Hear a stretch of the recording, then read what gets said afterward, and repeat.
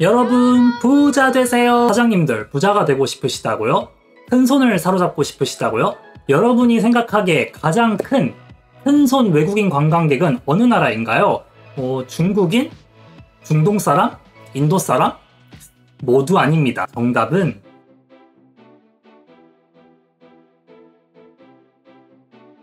스메츠가노. 여러분, 오늘은 한국에서 가장 돈 많이 쓰는 리치 언니, 리치 오빠에 대해서 얘기해보자 해요. 여러분들이 생각하기에 가장 돈 많이 쓰는 외국인 관광객 어느 나라인가요? 중국, 인도, 중동 사람? 다 아니에요. 바로 몽골입니다. 거주국별 방한 외래객 1인 지출 경비를 봤을 때 코로나 이전인 2018년 US 달러 기준 2069불, 한화 약 230만원 정도로 중국의 1887불보다 높았습니다.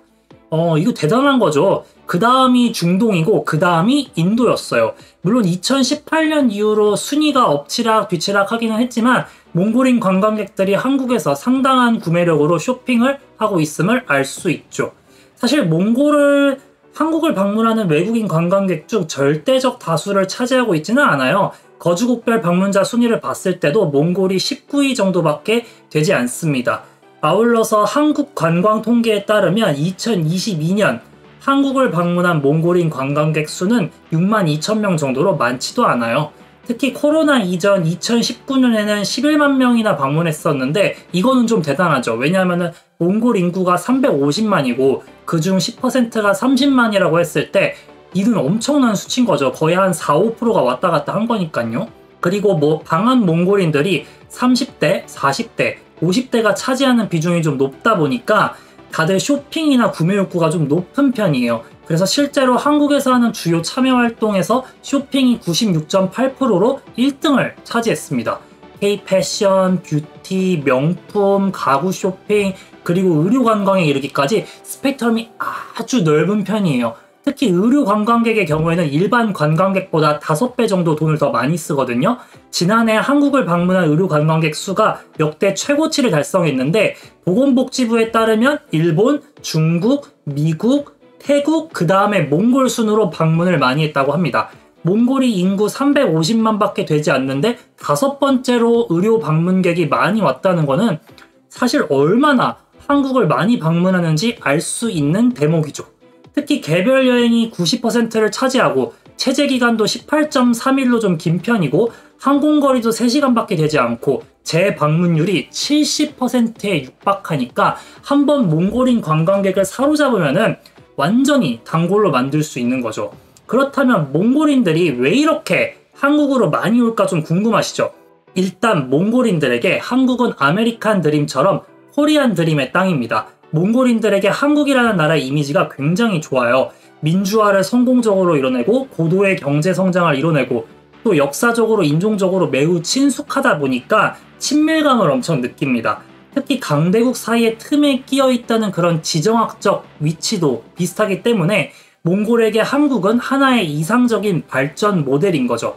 중국과 러시아의 눈치를 항상 살피면서 경제 발전을 추구해야 돼요. 둘째로 몽골인들은 한국에서 일하거나 배우고 싶어 합니다. 한국에서 벌어간 외화를 몽골로 가져가면은 2배 이상으로 불어나요.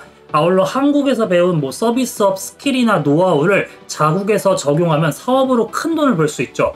대표적인 예로 포장이사가 있습니다. 몽골인들은 평소 게르 천막을 옮기고 다니기 때문에 유목 생활에 익숙하잖아요. 그렇기 때문에 한국에 와서 몽골인 남성분들이 보통 건설이나 포장이사 업체에 취직을 하는 경우가 많아요. 그렇게 한국에서 배운 건설업이나 포장이사 노하우를 몽골에서 적용해서 큰 돈을 버는 거죠. 몽골은 특히 2022년 기준으로 합계 출산율 2.9로 다른 동아시아 국가들에 비해서 좀 출산율이 높은 편이에요.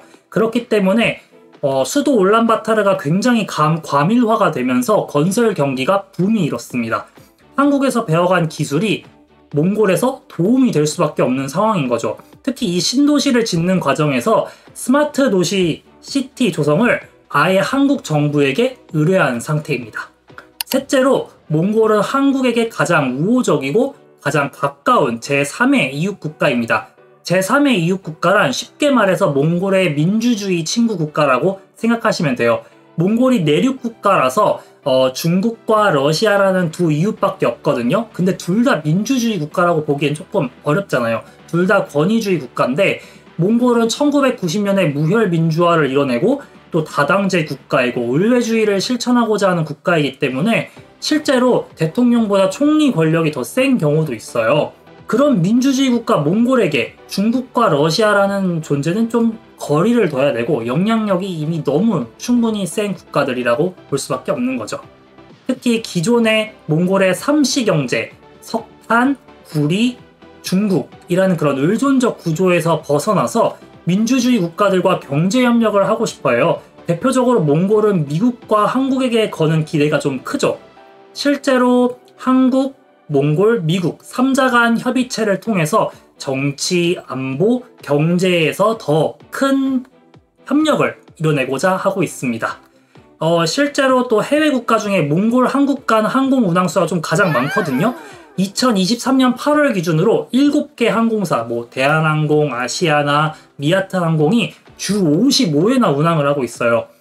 양국의 협력이 증대되고 있고 몽골에서 한국어를 할 줄 아는 인재에 대한 수요도 높아지고 또 한국에서 유학한 몽골 유학생들에 대한 수요가 많아지다 보니까 인적 교류가 자연스럽게 증가하고 있는 중이고 또 앞으로 더 증대될 수밖에 없는 실정인 것이죠.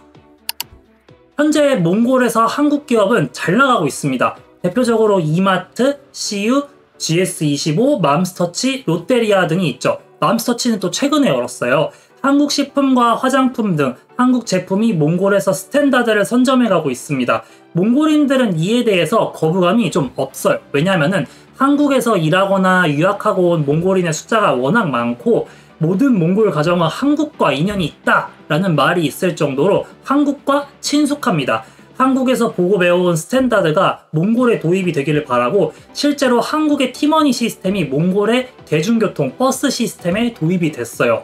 더군다나 한국에서 유학하고 온 젊은 세대 그리고 몽골 이마트를 통해서 한국 식품을 먹고 자라온 몽골 청년들이 앞으로 성장해서 경제 협력의 주역이 될 것이기 때문에 몽골은 게다가 또 현재 동아시아에서 출산율이 비교적 높은 국가잖아요. 이런 성장 가능성이 큰 미래 시장을 한국 기업들이 선점하고 있다는 얘기인 거죠.